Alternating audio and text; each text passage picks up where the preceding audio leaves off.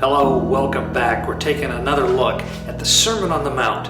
This week, we're taking a look at kind of another sticky subject. I mean, there seems to be a theme going on here where Jesus is touching on some hot button issues. This week, we're talking about divorce. We're looking at Matthew 5, verses 31 and 32, which read as follows.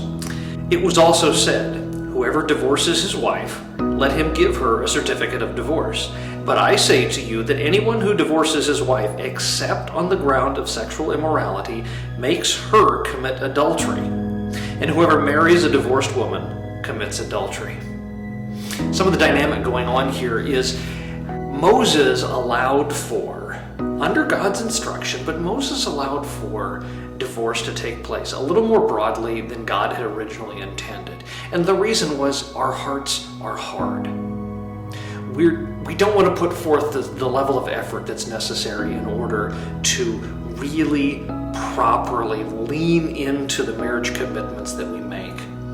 And so Jesus here is kind of pushing and moving the line back a bit closer to where God's original intent was, and saying, hey, other than a single instance, other than when there is an issue of infidelity within the marriage, in other words, when the bonds and the bounds and the promise of marriage has already been violated, other than in that situation, keep the promise that you made.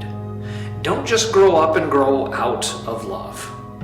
You know, it's one of these things. My wife talks about this as kind of for years. She's talked about love is a verb. It's an action. It's a thing you do. It's a commitment you make, but you act on day in and day out.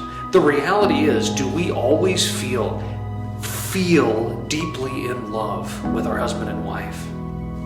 Not every day and not in every moment. That's the hard reality of it. There are some days the feeling is strong and it feels easy to love, to cherish. Other days, we get at issue with one another and we argue and we get frustrated and we think, wouldn't it be easier if? But the purpose of this level of promise that God has asked us to make, when He asks us to cling to one another, and when He instructs us that we are becoming one flesh, is a recognition of the level of bond and the level of support, the commitment we need in order to really uplift and hold each other together. I don't need a part-time wife. It doesn't work. My wife doesn't need a part-time husband.